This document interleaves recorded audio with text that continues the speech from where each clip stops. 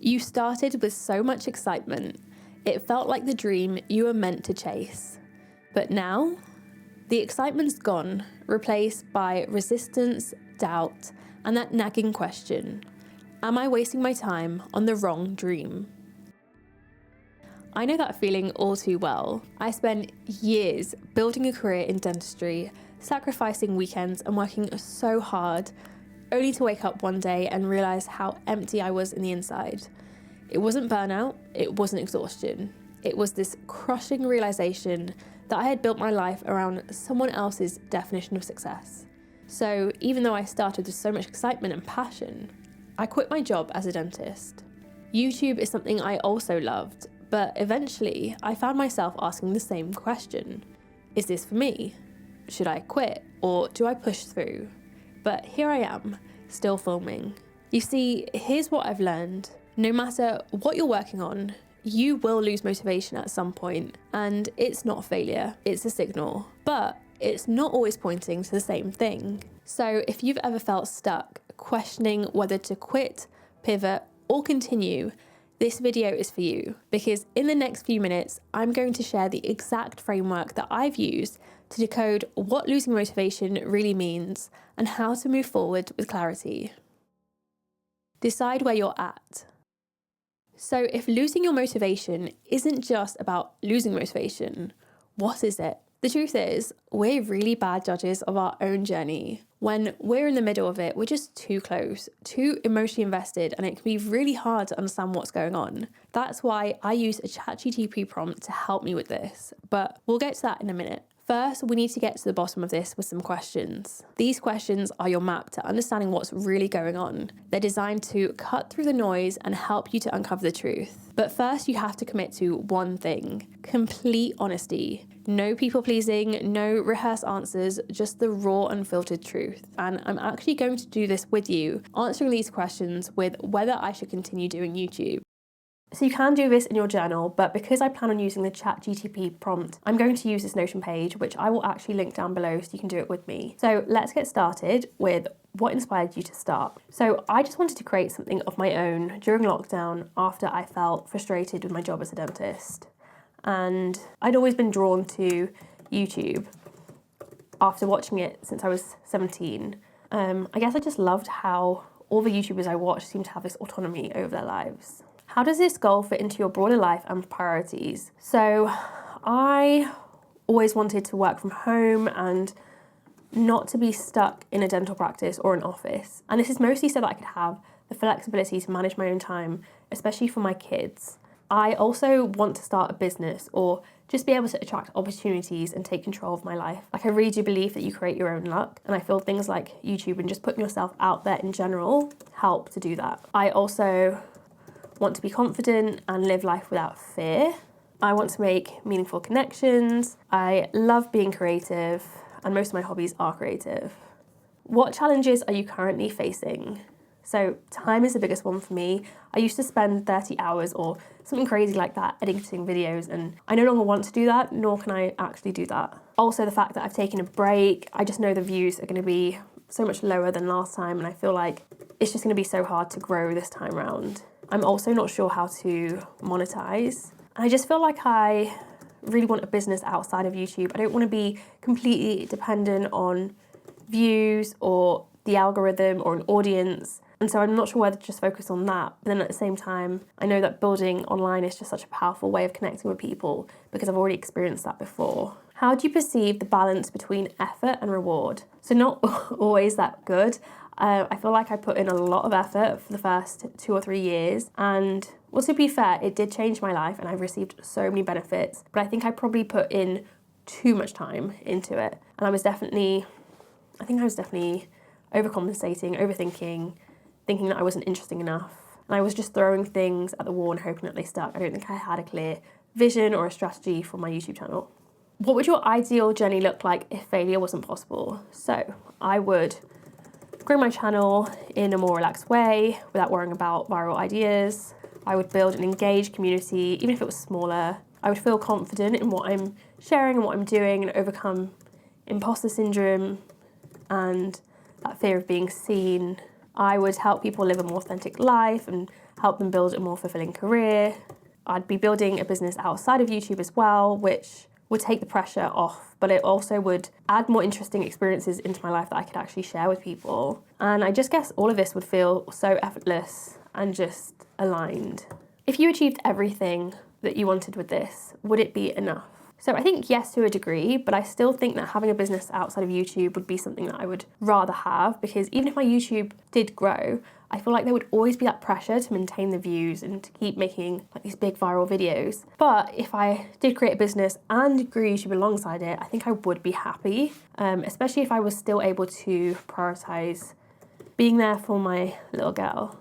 If you let go, what would you lose and what would you gain? So, lose the ability to share ideas with the world, opportunities or luck, the audience that I've already created, connections, creativity, just having this thing that I would get excited about that's independent of everyone else in my life. And what would I gain?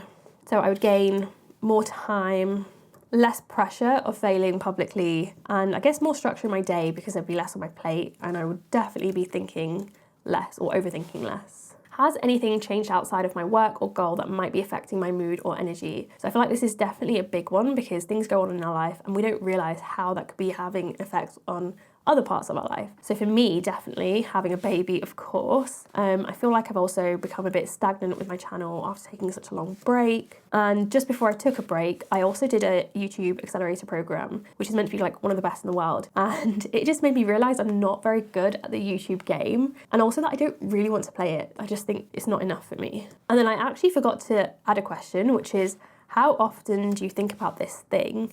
And the reason that's so important is because there's this quote by Winston Churchill, which says, never give up on something that you can't go a day without thinking about.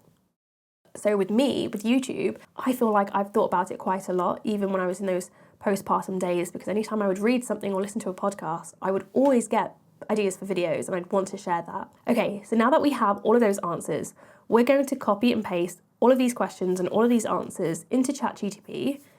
And then we're going to copy and paste this prompt as well. Based on my responses to these questions, what is the state of my intrinsic motivation? Should I continue with my current path, pivot slightly, or quit altogether? Please provide a recommendation based on the alignment between my goals and my current feelings. So my recommendation is a pivot rather than quitting or maintaining the exact same approach. And it's kind of given me ideas on how to do that. It's told me what I can gain from pivoting and what I would lose from quitting. And it just gives you one final answer. And I actually did do this before I started YouTube again. I had all of these doubts for months about whether I should return to YouTube. And it was only when I did this exercise that I realized that, okay, I still want to carry on with YouTube, but I'm going to change what I do slightly. And that's exactly what I've done. So I found this really helpful, and I hope that you do too. Now, you might have some clarity, but here's the thing. Knowing your answer is just the first step. To fully commit to a decision, it's essential to understand how you got there and what it means moving forward. So in this next part of the video, I'm going to break down each path, continue, pivot, or quit, why you might have ended up here, and what to do next. Scenario 1, continue. If your outcome is to continue, it means that your goals still make sense and the process isn't broken, but for some reason you still can't shake this feeling of being stuck. The spark is gone and you're still wondering, what's wrong with me? Well, you might be in something called the valley of despair. You start off full of excitement, full of optimism, thinking this is it. But then reality kicks in. The results aren't coming in as quickly as you thought, and you dip into this low point, the valley of despair. This is the stage where most people give up. So what might be happening? You might have fallen victim to the planning fallacy, believing that everything will go perfectly and underestimating how long or how hard things can actually be. You were excited to start because you knew the benefits, you imagined the growth, the wins, the big payoff, but you didn't actually think about the day-to-day grind.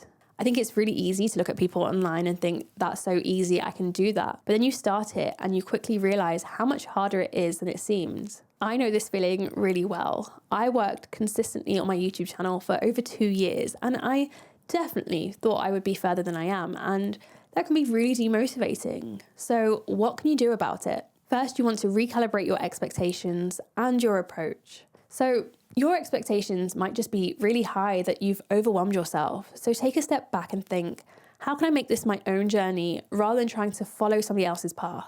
For me, I realized that I was putting on so much pressure on myself to be as good as filmmakers on YouTube, which just was not realistic. And so I stripped it back, realizing for me, the ideas were probably more important than the filming itself.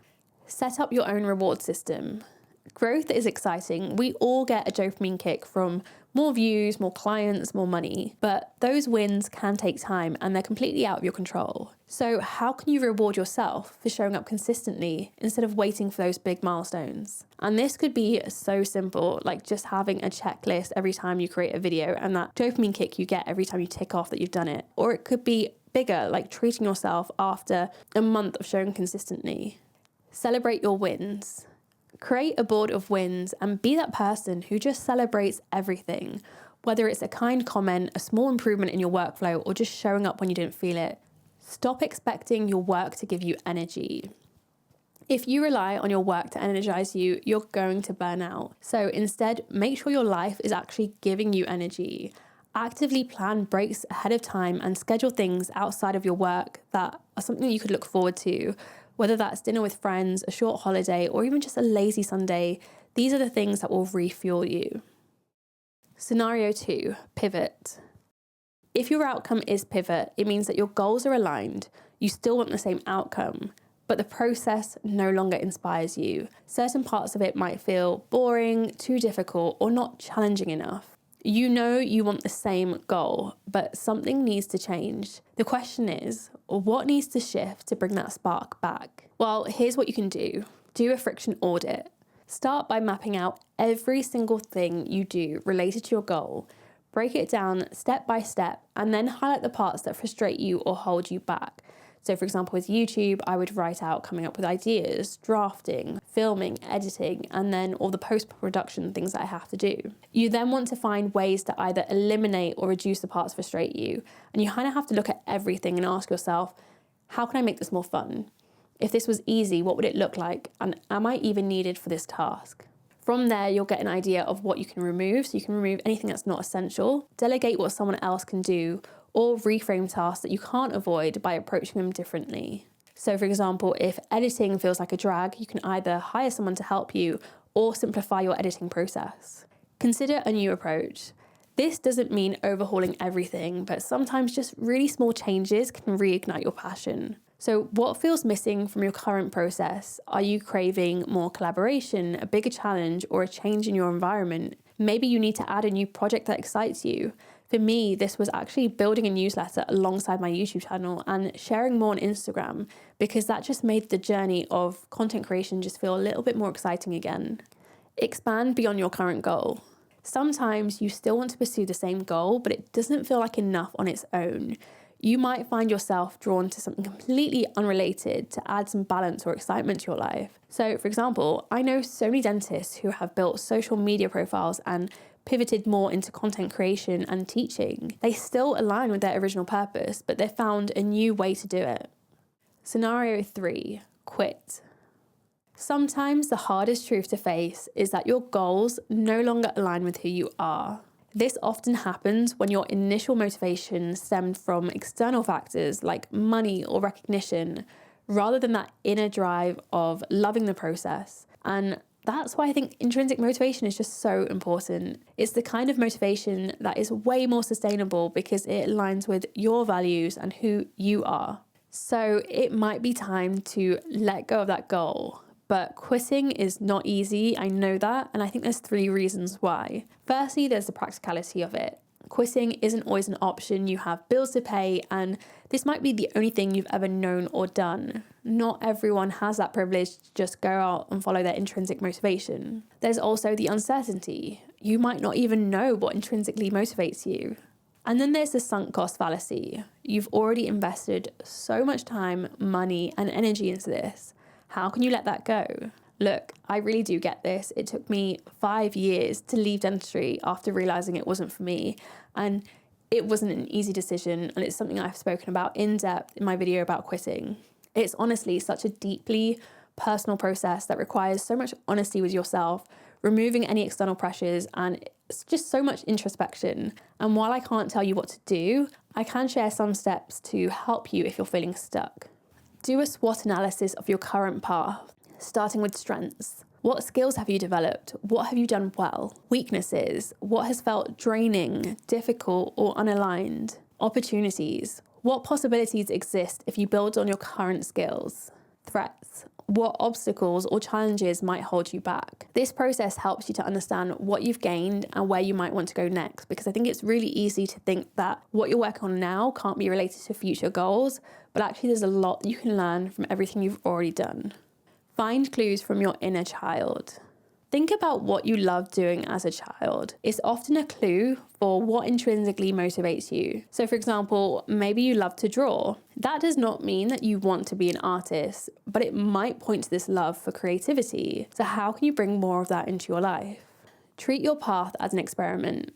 Stop putting pressure on yourself to make this big, perfect decision or to quit right away. Instead, see your journey as a series of experiments. What's one thing you can try this week to make a small but meaningful shift? Step 3, visualization. We've unpacked all 3 scenarios, but sometimes logic alone isn't enough. It's time to tap into your intuition with a quick visualization exercise to give you clarity and confidence for your next step.